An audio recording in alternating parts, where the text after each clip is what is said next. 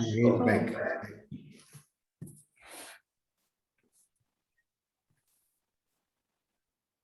लेकिन वो नहीं आया अभी, व्यूज तो नहीं दिखाई दे रहा। आ गए, देख ले। आ गए, इधर है। अच्छा, आपको ये पता नहीं किस वक्त मेरी जूमी आउट हो गई। I don't know। 8:39 पे, 8:39 पे। अच्छा, मैंने पूरा मंत्र का वो बता दिया था क्या? मतलब 10वें मंत्र पर ही थे नहीं। अभी बीच में ही। 10th मंत्र पे बोल रहे थे आप। नहीं, 11वें पर बोल रहा था मैं। मंत्र का मीनिंग बता नहीं, दिया, नहीं। हाँ, के बारे में एक्सप्लेन कर रहे थे। 11वें के बारे में ना? जी, 10 नहीं, के नहीं बारे में। नहीं, 10 नहीं 10 तब तो 10वें मंत्र के तो 11वां शुरू नहीं हुआ था? ना। नहीं, 11वां शुरू नहीं हुआ। 11वां स्लाइड पे नहीं आया था। और 10वां हमने सुना भी नहीं, सारा कंप्लीट नहीं हुआ 10वां। वो आप कह रहे थे कि वो सिस्टम में इंटरफेरेंस नहीं करते हैं, ऐसा कुछ कह रहे थे। उसके बाद से फिर कि परमात्मा सिस्टम में इंटरफेरेंस नहीं करते हैं। अच्छा, तो 10वें को फिर से समझाया जाए। मिडल में थे, you were in the middle. कुछ परमात्मा का बता रहे थे आप। अच्छा, परमेश्वर अरूप है, सारी अरूप है व्यवस्था, जी। सारी सृष्टि विश्व के परे है, सबसे उत्तम है, सबसे बलवान, शक्तिशाली। उसको पहचानो, तभी रूप से छुटकारा मिलेगा और अमरता और अमृत को प्राप्त कर सकेंगे। हमारा शरीर भी एक रूप है और सारे दिन हम अलग अलग रूप में और रूपवान वस्तुओं में और मनुष्यों में उलझे रहते हैं। बस यही जीवन का उद्देश्य बना लेते हैं, यही सहारा है और इसी को सब कुछ समझ के बैठे रहते हैं। जब तक इसमें उलझे रहेंगे, व्याधियां और दुख बनी रहेंगी। तो मुक्ति पाने का उपाय एक ही है कि उस अरूपवान परमात्मा से, जिसका अपना कोई रूप नहीं है, उससे जुड़ो। उससे जुड़ोगे तो रूप वाली वस्तुओं के साथ आकर्षण समाप्त होगा, तभी दुख समाप्त होगा और तभी समझ में आएगा कि रूप ही सब कुछ नहीं है, इसके बियॉन्ड भी कुछ है, क्योंकि इसको बनाने वाला भी कोई है। ठीक है, 10वां कंप्लीट है। 11वें पर आ जाए। यस, चलिए 11वें को देखते हैं। सर्वानंद शिरो ग्रीवः सर्वभूता गुहाशय सर्वव्यापी स भगवान तस्मात् सर्वगत शिवा। सबका आनंद शिर ग्रीवा, मुख, सिर और गर्दन, जिसमें सब प्राणियों के मुख, सिर और गर्दन स्थित हैं। सर्वभूत गुहाशय, सर्वभू जगत के अंतः में रहने वाला, सर्वव्यापक, सब जड़ चेतन संसार की हृदय गुहा में बसा हुआ अंतर्यामी, सर्वव्यापी, सर्वव्यापक, हर स्थान में, हर काल में, हमेशा ही स्थित, सह वह भगवान, सारे ऐश्वर्य का स्वामी, तस्वात, अतएव इस कारण से, सर्वगत, सब जगह मौजूद, सब जगह पहुंचा हुआ, हर स्थान में गति कर रहा, शिवः, वह कल्याणकारी और सर्वत्र सुख प्रदाता परमात्मा है।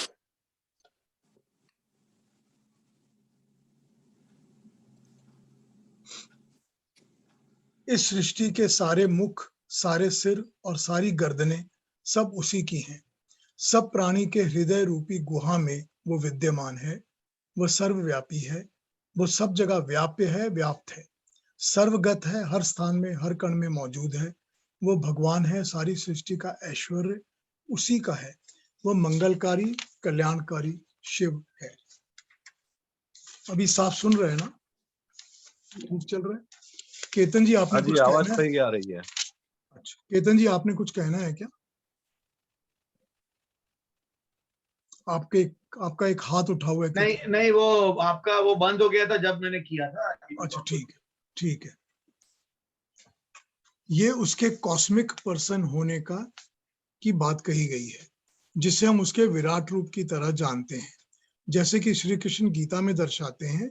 इस मंत्र में और आगे के कुछ मंत्रों में, जो 2 यजुर्वेद के भी मंत्र फिर आएंगे, इंक्लूड किए जाएंगे, इस विराट परमात्मा के रूप की बात ही होगी।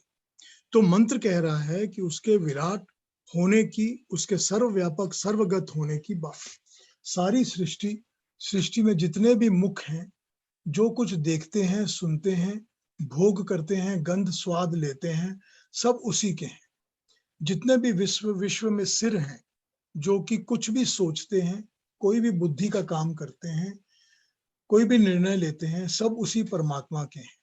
जो भी इस मुख और सिर को उठाए रखने का सपोर्ट सिस्टम है, गर्दन है, ग्रीवा है, वो भी सब उसी की है, क्योंकि वो अपने किसी भी कार्य में किसी पर भी डिपेंडेंट नहीं होता और किसी दूसरे की सहायता नहीं लेता। कहीं भी किसी भी तरह की सहायता, सहारा वो नहीं लेता। हम ये जानते हैं कि हर अणु, हर एटम की एक इंडिपेंडेंट सत्ता होती है, हर एक एटम की एक इंडिपेंडेंट इंडिविजुअलिटी होती है। सब अपना अपना मुख रखते हैं, अपना अपना सिर रखते हैं। हमारे शरीर में भी इन्हें अलग अलग तरीके से एज एन इंडिपेंडेंट एंटिटी समझा जाता है। तो सारी सृष्टि में भी तो यही मिलियंस में मल्टीप्लाई हो जाते हैं। केवल विचार और सोच की बात है।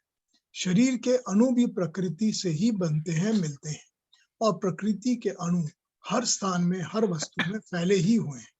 वायु में, आकाश में, अग्नि में, जल में, पृथ्वी में, और हर प्राकृतिक वस्तु में, सूर्य में, नक्षत्रों में, चंद्र में, पेड़ों में, पौधों में, पत्थरों में, हर एक जगह परमात्मा का मुख गिनाया है। और कितने ही मुख और कितने ही सर, ये सब उसी परमेश्वर के ही मुख हैं, सिर हैं, और इनका सारा सपोर्ट सिस्टम भी उसी का है। उसे ही हर स्थान पर देखना, समझना, और फिर जीव के हृदय गुफा में तो वो विद्यमान है ही। ये है उसकी सर्वव्यापकता, सर्वदा, हर स्थान में, हर समय व्याप्त परमात्मा, और उसका सूक्ष्म और विराट विशाल रूप। तो सूक्ष्म भी है और विराट भी है, और ये सब वह कल्याण मंगल के लिए ही करता है, ताकि हम जीव इस ब्रह्म चक्र से मुक्ति पा सकें। सच्चा शिव वही है, वही हमारे लिए ये सारे कार्य करता है, ताकि हम उस परमात्मा के साथ जुड़कर सच्चे शिव को, कल्याणकारी परमात्मा को पा सकें, और मुक्ति का पथ हमारे लिए खुल जाए। मुक्ति का पथ, मुक्ति का रास्ता हमारे लिए खुल जाए। अगले मंत्र पर आए।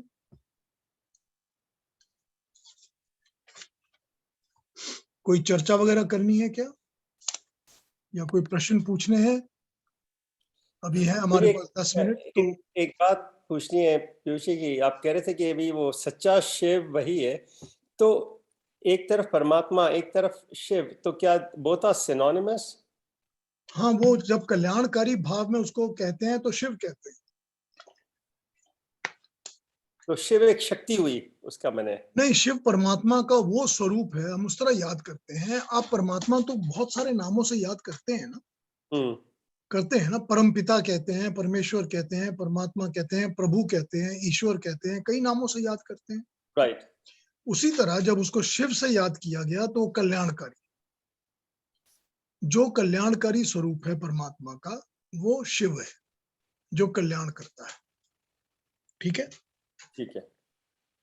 कुछ और पूछना है? जी। ये थोड़ा शायद मैं मिस कर गया, मगर मतलब जो गीता में जो विश्वरूप दर्शन कहा गया है, वो यहाँ ये जगह पर अंदर का विश्वरूप और बाहर टोटल मिला के विश्वरूप, ऐसे दर्शन करवाने का लिए उसका मतलब इंडिकेशन या ऑब्जेक्टिव है? नहीं, यहाँ पर इस उपनिषद में भी और यजुर्वेद में भी कई जगह उसका जो है अलग अलग विश्वरूप बताया गया है। गीता में जैसे 1 या 2 मंत्रों में सारी बात कही गई है, यहाँ पर कई मंत्रों में इसको ऐसे समझाया गया है। तो यहाँ पर एक तो उसका विराट रूप बताया ही है, 1000 हाथ हैं, 1000 पांव हैं, 1000 आंखें हैं, ये है, वैसे वैसे, और सब कुछ वही कर रहा है। और ये भी बताया गया है कि वो सिर्फ विशाल ही नहीं है, वो सूक्ष्म भी है। वो सिर्फ विराट रूप ही नहीं है कि हर चीज में उसका रूप है, कि हर तरफ उसकी आंखें हैं, हर तरफ उसके पांव हैं। वो हर चीज में अंदर भी व्याप्त है, तो बाहर भी और अंदर भी वही व्याप्त है। तो सूक्ष्म होने के कारण हर एक प्राणी के अंदर भी वो है, और एनगल्फ भी करता है, एनवलप भी करता है। तो यहाँ पर इस तरह से समझाया गया है कि विराट भी है और सूक्ष्म भी है। बराबर। ठीक है ना? कल आपने बताया था तो उसका रुद्र रूप होता है, जी शिव रूप होता है और रुद्र रूप होता है, वो दोनों रूप होता है। जी। रुद्र रूप उसका वो कहा गया है जो कि न्यायकारी है, जो दंड देता है, जो कर्म फलों को देता है और न्याय और दंड देता है। ठीक है ना? पीयूष जी, इसके पहले उसे सविता के रूप में भी कहा गया था ना, वो भी बराबर है ना? हाँ, सविता उत्पादक हुआ ना, जो जन्म देता है। तो वो भी परमात्मा का ही नाम है, जैसे रुद्र हाँ, है, जैसे शिव हाँ, है, वैसे सविता बिल्कुल ही। बिल्कुल बिल्कुल बिल्कुल। ओके। सवितर दुरितानी परासुव, ठीक है ना? हे सविता, उत्पन्न करने वाले, पैदा करने वाले परमात्मा, हमको दुरित से दूर रखिए। ठीक है ना? वो भी सविता है। पीयूष जी, मेरा एक सवाल है, थोड़ा अलग है। तो मैं ये पूछना चाह रहा था कि अगर किसी ने ये कभी स्टडी नहीं किया है, तो जैसे हमको थोड़ा बहुत तो गीता वगैरह का कुछ मालूम है तो हम समझ पा रहे हैं, बट किसी ने नहीं किया है और मैं उसको बताना चाहता हूँ, तो वो कैसे शुरू करे? गीता से करे, पुराण से करे, वेद से करे, उपनिषद से करे, कैसे कैसे करे, क्या जिन्होंने स्टेप्स है? कभी भी कुछ भी नहीं पढ़ा है। हाँ, मतलब सिर्फ जनरल नॉलेज है बट पढ़ा नहीं है, डीप नहीं गए हैं। तो देखिए, इसमें क्या होता है कि कुछ इजी टू अंडरस्टैंड, ठीक है, इस किस्म की पुस्तकें मिल जाती हैं, जो कि जैसे कि गीता के 100 प्रश्न और उनके उत्तर, इस तरह की किताब, उसका सारांश क्या है, इस तरह की किताब, सिंपल लैंग्वेज में कुछ किताबें मिल जाती हैं। तो शुरुआत तो मनुष्य सिंपल से कर सकता है ताकि कुछ समझ आ जाए। और सबसे इजी उपनिषदों से, दर्शनों से, वेदों से इजी गीता है। मतलब तो फिर उसका उपाय ये फर्स्ट होता है, हाँ, कि कोई अच्छी सी गीता को उठा लिया जाए जो कि प्रॉपर तरीके से मीनिंग समझाती है। ठीक है? 5, 6, 7 अलग अलग गीताएं हैं इस तरह की, मेरे पास ही हैं। मेरे पास तो कोई 11-12 कॉपीज हैं गीता की अलग अलग। तो अगर उनको उठा लिया जाएगा तो वो अलग अलग तरीके से गीता के मैसेज को सिंपल बना के समझाती है। ठीक है ना? ओके, वो तो फर्स्ट स्टेप है। हाँ, फर्स्ट स्टेप वही होता है। पहले तो मनुष्य को पढ़ने की आदत होनी चाहिए, नहीं तो पढ़ने बैठेगा तो पढ़ने में दिमाग लगेगा ही नहीं, मन लगेगा नहीं। हाँ, वो तो मैं, मतलब मेरा टॉपिक है तो वो मैं सिखा दूंगा, स्पीड रीडिंग। ठीक है।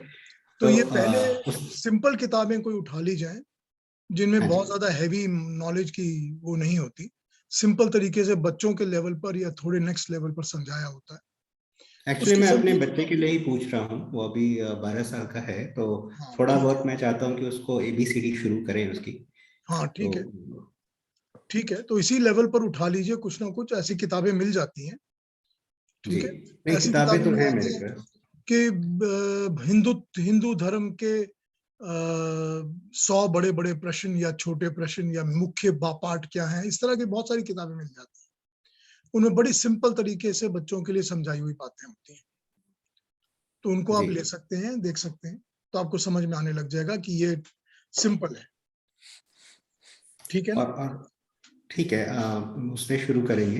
धन्यवाद। और एक छोटा सा था कि हमारा कोई, हमने व्हाट्सएप ग्रुप वगैरह है क्या? एक बार आप मेंशन कर रहे थे कि आप ग्रुप पे कुछ भेजते हैं, तो कुछ है उसमें? मतलब हमें मालूम आप नहीं। मुझसे मेरे टेलीफोन नंबर पर आप व्हाट्सएप पे कनेक्ट हो जाइए, मैं आपको ग्रुप में डाल दूंगा। अच्छा, ठीक है, वो दिए है मुझे चंद्रकेतु जी ने, तो मैं आपको एक मैसेज तो उस नंबर से मेरे को एक वो रिक्वेस्ट भेज दीजिए, व्हाट्सएप कनेक्ट की रिक्वेस्ट। हाँ जी, ठीक है ना? ठीक है। आप कनेक्ट की रिक्वेस्ट। अच्छा, जिंदे रहानी। सॉरी जी, नहीं वो कुछ और। Thank you. हाँ, तो उससे मेरे से व्हाट्सएप में कनेक्ट हो जाइए, मैं आपको ग्रुप में जोड़ दूंगा। ठीक है। ठीक है जी। ये जो सुनील पूछ रहे हैं कि किताबें के बारे में, तो किताबें तो मेरे ख्याल से इंटरनेट में मिल जानी चाहिए ना? हाँ, बुक्स अगर तो आप है, बुक्स तो है। वो vedicbooks.com को देख लीजिए, बहुत किताबें अच्छी मिलती है वहां पे। हाँ, vedicbooks.com को देख लीजिए, उसमें अच्छी बहुत सारी किताबें ऐसे मिल जाएंगी, सिंपल भी मिल हाँ, बच्चों वाली लाइब्रेरी में भी मिल जाती हैं। मैंने अभी 10-12 किताब मंगवाई वहां से, बहुत अच्छी किताब है जी। उनके पास बहुत वैरायटी मिल जाती है। और अगर आप चाहेंगे तो उनके साथ चैट कर लीजिए, ईमेल भेज दीजिए, उनको फोन कर लीजिए, पूछ लीजिए, कि इंट्रोडक्टरी लेवल पर कौन सी है, वो आपका सब क्लैरिफाई करके आपको भेज देंगे किताबें। कौन सा है बताया आपने? vedicbooks.com। Okay, vedicbooks.com। Ajay Arya ji नाम है उनका। अजय जी से बात कर सकते हैं आप, चाहे तो मेरा रेफरेंस भी ले सकते हैं, कह सकते हैं कि पीयूष जी ने बताया। If you wish, I can list out a few books next time. अगर आप चाहें तो 8-10 किताबें मैं आपको बता दूंगा। हाँ ठीक है, That, बिल्कुल। is that okay? Introductory level पे, which are mostly in English also. So I think that will be of help. हाँ बिल्कुल बिल्कुल, जरूर बताइए। Yeah, then मैं बता दूंगा फिर next time when we meet up next weekend, मैं लिस्ट करके रेडी करके बता दूंगा। हाँ ठीक है, बिल्कुल परफेक्ट है, जरूर बताइए। अब आगे नहीं बढ़ रहे हैं ना हम लोग आज? हाँ, आज अब अगला मंत्र नहीं लेंगे क्योंकि टाइम हो गया। अब हम चलिए तो फिर 12वां मंत्र अगले सैटरडे को पिक करेंगे। नमस्ते सब लोग। हाँ जी, आज मैं आपको 2 रिकॉर्डिंग्स भेजूंगा क्योंकि ये 2 पार्ट्स में हो गया मेरा सेशन, तो शायद ये डबल रिकॉर्डिंग, 2 अलग अलग रिकॉर्डिंग्स होंगे क्योंकि मुझे 2 रिकॉर्डिंग को जोड़ना नहीं आता। पीयूष जी, एक बात पूछनी थी जी। वो कॉन्शियस और सोल ये वन एंड द सेम है?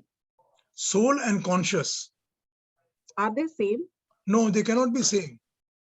एक सोल है वो आत्मा है, कॉन्शियस जो है वो अवेयरनेस है। ओके। कॉन्शियस जो है वो कि आपके अंदर कॉन्शियसनेस है या नहीं है, ठीक है ना। कोई बेहोश आदमी पड़ा होगा, कॉन्शियस नहीं होगा, अनकॉन्शियस होगा, तो उसके अंदर आत्मा तो हो सकती है ना। होती है, बराबर। हाँ, करेक्ट। तो आत्मा और कॉन्शियस 2 अलग अलग चीजें हैं, सोल और कॉन्शियस दोनों अलग अलग है। चेतना वही है ना कि कॉन्शियसनेस? चेतना कॉन्शियस है, बिल्कुल। ओके। चेतना तो मतलब कॉन्शियसनेस बॉडी के साथ में कनेक्ट है, कॉन्शियसनेस तो बॉडी के साथ कनेक्टेड है। तो जो चित्त है वो भी कॉन्शियसनेस है? चित्त जो है वो प्राइमरीली कॉन्शियसनेस का मेमोरी बैंक है। अच्छा। जो चित्त होता है वो प्राइमरीली मेमोरी बैंक होता है, वो चेतन तत्व ही होता है। होता तो वो चेतन तत्व ही है, लेकिन उसका काम जो है वो मेमोरी बैंक का होता है। तो चित्त सोल नहीं है? चित्त यानी सोल नहीं। चित्त सोल नहीं है, सोल आत्मा ही है। ओके। चित्त भी चेतन तत्व है, लेकिन उसका काम होता है मेमोरी बैंक बनना। राइट। वो जो सच्चिद आनंद बोलते हैं कि हमारे हम क्या है, तो हम एक्चुअली सच्चिदानंद है। तो हाँ, उसमें तो वहां पर जो चित्त का यूज है वो चित्त का यूज चेतन के लिए, कॉन्शियस के लिए। वहां पर चित्त का यूज अंतःकरण वाले चित्त का नहीं है, मतलब मन बुद्धि चित्त और अहंकार वाला नहीं है। वहां चित्त का मतलब है चेतन, कॉन्शियस, कि हमारे अंदर चेतन तत्व है। हम लोग कॉन्शियस बीइंग्स हैं जो कि प्रकृति में नहीं। प्रकृति जड़ है, उसमें कॉन्शियसनेस नहीं होती। But still it is different than the soul. It is still different than the soul. Soul आत्मा है। ये क्वेश्चन था, वैसे मुझे पता नहीं अभी वो रिलेटेड पॉइंट में आएंगे कि नहीं, मगर हमारा जो पूर्व जन्म और जो नया जन्म होता है उसमें हमारा जो मेमोरी का जो एक पार्ट है जो कट ऑफ हो जाता है और ये शरीर के साथ में दूसरा मेमोरी का पार्ट ज्वाइन होता है, वो उसकी प्रोसेस को वेदास में कैसे और कहाँ समझाया है? वो जो ज्वाइन कट ऑफ होता है वो उसका एक निचोड़ बन जाता है, मतलब उस सारे का एक जूस निकल जाता है। और वो जो जूस होता है वो कुछ पार्ट हैबिट्स और कुछ संस्कार बन के वापस जुड़ जाता है, ठीक है। तो वो होता ये है कि जब अगला जन्म इस मनुष्य का होता है तो उसकी आइडेंटिटी एक दूसरे से अलग इसीलिए होती है क्योंकि उसके जो संस्कार हैं वो अलग है, उसकी जो प्रैक्टिसेस रही हैं, उसकी जो हैबिट्स रही हैं, उसके जो कर्म रहे हैं वो अलग अलग है। उसी कारण हर मनुष्य अलग अलग होता है। मतलब हम लोग रेसिडुअल क्वालिटीज लेकर आते हैं। हाँ बिल्कुल लेकर आते हैं, रेसिडुअल क्वालिटीज तो लेके आते हैं। कोई ज्ञान मरता नहीं है ना, कोई भी ज्ञान जो हमने प्राप्त किया है, चाहे अच्छा है चाहे बुरा है, चाहे दुष्ट है चाहे साधुवाद है, कोई भी मरता नहीं है। उसको हम अगले जन्म में साथ लेके जाते हैं। दूसरा बात है कि उसका स्वरूप बदल सकता है। मतलब पिछले जन्म में मैं बहुत बड़ा मैथमेटिशियन था, तो इस जन्म में हो सकता है मैं बहुत बड़ा एस्ट्रोफिजिक्स हो जाऊंगा, मैथमेटिक्स मुझे नहीं आएगी, ये हो सकता है। लेकिन ज्ञान जो है और ज्ञान के स्वरूप और उसकी स्ट्रेंथ नहीं बदलती। वो शुचिनाम श्रीमंताम हमारे साथ चलता रहता है। हाँ, वो गीता में लिखा है शुचिनाम श्रीमंताम के है योग भ्रष्टो भी जाए। बिल्कुल। हाँ, मगर वो मतलब क्या है, वो सुनते हैं, समझ में आता है, मगर वो जो अंदर उतरने वाली जो बात होती है ना, वो उधर तक समझ में नहीं आता। ये तो देखिए, कोई भी ऐसा पर्टिकुलर स्पेशलाइज्ड ज्ञान आपके पास है, जो भी है अपने अंदर है, उसके ऊपर कंसंट्रेट करिए, मेडिटेट करिए कि मेरे को ये गुण, मुझे ये ज्ञान, मुझे ये स्पेशलाइजेशन कहाँ से प्राप्त हुई है, और थर्ड पार्टी व्यू की तरह उस पर मेडिटेट करिए, अनइन्वॉल्व, हेलीकॉप्टर व्यू जिसको मैं कहता हूं, कि मैं इसमें इन्वॉल्व नहीं हूं, मैं सिर्फ केवल दूर से इसको ऑब्जर्व करके इसके नॉलेज को प्राप्त कर रहा हूं कि ये ज्ञान, ये एक्सपर्टीज मुझे कहाँ से मिली। जब उसके ऊपर आप कंसंट्रेट करेंगे, मेडिटेट करेंगे, चिंतन करेंगे, तो वो खुलने लगेगा, उसका सोर्स खुलने लगेगा कि ये कहाँ से मुझे प्राप्त हुआ है, कैसे मुझे प्राप्त हुआ है। जी। तो पिछले जन्मों के अंदर से भी आपको वो सोर्सेस खुलने शुरू हो जाएंगे। जी, क्योंकि मैं उसकी प्रैक्टिकल एप्लीकेशन, जनरली मैं अप्लाइड मैथमेटिक्स, अप्लाइड साइंस वाला विचारधारा रखता हूँ। तो यहाँ जो हम लोग बोलते हैं ना कि how to do a career selection for the kids, वो जो है, तो उसमें मैं हमेशा I work with so many youngsters, तो मैं हमेशा कहता हूँ कि what is your natural inclination, मैं ये वर्ड यूज करता हूँ। बिल्कुल। कि आपकी जो नेचुरल इंक्लिनेशन बच्चे की है वो ढूंढो, क्योंकि बच्चा वो उतना मेडिटेट करके खुद को नहीं ढूंढ पाएगा, वो कभी भी पूछते रहता है, या हम लोग उसको क्या बताए वो हमको खुद को भी नहीं पता है। तो अभी जिसमें ज्यादा पैसा मिलता है उसमें जा बैठे, एकदम बहुत चीप हो जाते हैं हम लोग। तो उसकी नेचुरल इंक्लिनेशन आती है उसकी प्रीवियस मेमोरीज, मतलब जो वो जो निचोड़ आपने कहा, या रेसिडुअल जो बात की है, तो रेसिडुअल को जितना जल्दी समझ लेंगे या जितना अच्छी तरह से जान लेंगे, उतना वो व्यक्ति वो करियर में, फिजिकल वर्ल्ड में, प्राकृतिक वर्ल्ड के अंदर वो ज्यादा सुख से रह पाएगा। सक्सेस होगा क्या नहीं वो भी पता नहीं, शायद वो अच्छा गाना गाए और बहुत मीडियोकर रहे, तो इतना पैसा ना भी कमाए, वो अलग बात है, मगर उसको वो काम करने में जिंदगी भर वो खुश रहे। हाँ, ठीक बात है। हाँ, तो वो हिसाब से जो करियर ओरिएंटेशन, वोकेशनल गाइडेंस वाले जो है, उसमें ये लेना चाहिए, ऐसा मुझे लगता है। देखिए, जो यंगर जनरेशन होती है जिसको करियर सिलेक्शन करनी है, उसको एक एडवाइस ये दे सकते हैं कि अपनी जिंदगी के फ्लैशबैक को रिकॉल करो कि मैं जब इस उम्र का था, जब मैं इस उम्र का था, जब इस क्लास में था, इस सेक्शन में, इस ग्रेड में, तो मेरे अंदर खूबियां कौन सी थी जो सामने आ गई, कि जिस खूबी ने मेरे को टीचर ने कहा you are very good at this, या you are very good at this, और this you have done a great job. इस तरह की जो खूबियां अपने अंदर हैं उनको हाईलाइट करके एक जगह नोट करना शुरू करो। उसी तरह जो खामियां हैं उनको नोट करो, तो फिर ये होगा वो खूबियां जिस करियर के साथ मैच करती हैं उसकी तरफ चलो, जो उस तरफ तुम्हारे को इंस्पायर करती है, और जो खामियां हैं उनकी तरफ ध्यान भी मत दो, उस करियर को मत पकड़ो।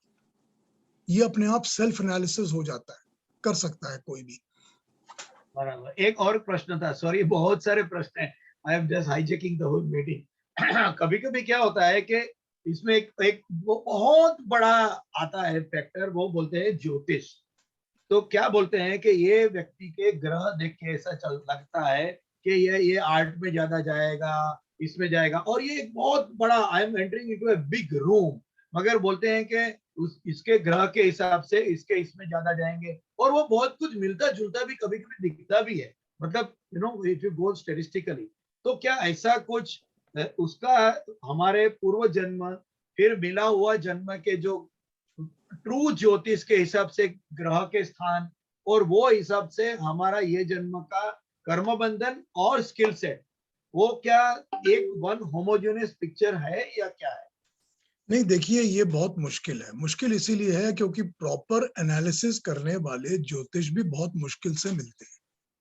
सबसे पहली बात ये तो ठीक है कि जब मेरा जन्म होता है, मैं जब किस डेट में, किस टाइम पे, कैसे, किन नक्षत्रों में जन्म हुआ हूँ, उनके एनालिसिस, उनके क्या मतलब होते हैं, ये सब समझ सकते हैं हम। ज्योतिष विद्या है, विद्या नहीं है ये मैं नहीं कह सकता, विद्या बिल्कुल है, लेकिन इस विद्या को प्रॉपरली, करेक्टली इंटरप्रेट करके बताने वाले लोग बहुत बहुत कम हैं।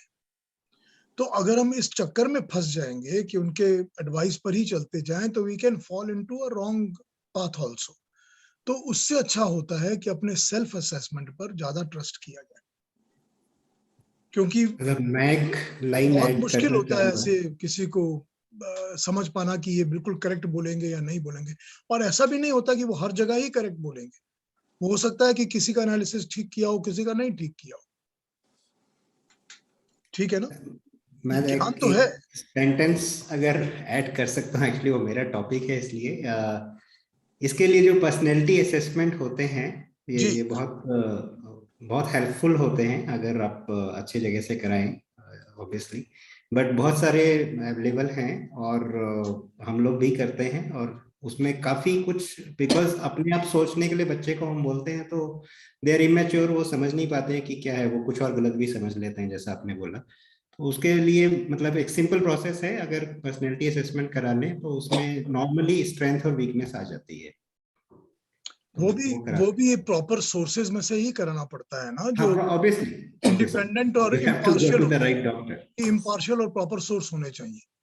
हाँ, बट बहुत सारे हैं ऐसे जो रिप्यूटेड और अच्छे हैं उनमें से, और ग्लोबली अवेलेबल है। हाँ ठीक है, ठीक है, वो भी ठीक है, दैट्स अ प्रॉपर वे। जी आपने कुछ और कहना था सुनील जी? नहीं, बस वो एक्चुअली मेरा टॉपिक था, तो मैं सोचा बता दूं बच्चों को। बहुत it's a crucial for life changing और लाइफ मेकिंग और डिस्ट्रॉइंग डिसीजन होता है, तो we can be little scientific on that. Actually जो सेल्फ असेसमेंट की एक हैबिट होती है ना, अगर उसको बचपन से ही या छुटपन से ही, कम से ही उसको आ जाए तो अच्छी बात इनकलकेट है। कर लिया जाए, अपने अंदर बसा लिया जाए, तो जिंदगी में हमेशा ये चीज लाभ देती है। आगे आकर नहीं, मैं बिल्कुल एग्री कर रहा हूँ आपको, बट वो उस स्टेज में अगर बच्चे कर पाए तो अच्छी बात है, अदरवाइज वो उसको गलत समझ लें तो फिर गलत डायरेक्शन में चले। हाँ बिल्कुल ठीक बात, ठीक वो होता है, हमने कई केस देखे हैं उस तरह के। तो हाँ बिल्कुल ठीक है, करेक्ट जी। और कोई बात? ज्योतिष विद्या, वैद्य, डॉक्टरी, जो भी है वो विद्याएं हैं, लेकिन पहले ये देखना पड़ता है कि वो जो आपको बताने वाले हैं उनका कितना नॉलेज है। क्योंकि वैद्य सभी वैद्य है, साइंस है। I also follow some of the, I am a doctor, लेकिन मैं भी फॉलो करता हूँ। जैसे मैं अभी भी यही कहता हूँ कि भी चोट लगती है तो नमक के पानी से धो लो, लेकिन कई डॉक्टर ही बताने लगते हैं नहीं भी वो इस पे क्रीम लगाओ, ये लगाओ, कोई लाभ नहीं होता उससे। लेकिन ऐसे ही है कि पहले जो बताने वाला है वो भी उसको मालूम होना चाहिए कि क्या बता रहा है, और अपने घर में ऐसा करेगा या नहीं। वही बात ज्योतिषी की है। हाँ बिल्कुल ठीक बात। ये विद्याएं सब हैं, लेकिन हमें अंधविश्वास के साथ नहीं जाना चाहिए। हमें सोचना चाहिए कि ये जो बता रहा है अपने घर, अपने ऊपर भी उसको रखता है या हमें ही बता रहे हैं। और कैरियर के लिए भी ऐसे ही करते हैं। तो और कई बच्चों का अपने आप ही शुरू होता है कि मुझे ये करना है, लेकिन हमारे सभी परिवारों में नहीं, तुम्हें ये नहीं, ये बनना है। तो वो जो टेढ़े मेढ़े रास्ते होने लगते हैं, उसमें फिर जाके जब बच्चा बड़ा होता है तो ज्यादा कंफ्यूज होता है। ठीक बात, ठीक है। आज क्या enough, should we take a break and get together next Saturday? हाँ जी, नमस्ते। ठीक है, नमस्ते। नमस्ते, thank you for joining me. बहुत बहुत धन्यवाद। चलिए अगले बहुत बहुत धन्यवाद पीयूष जी, नमस्ते। Thank you ji.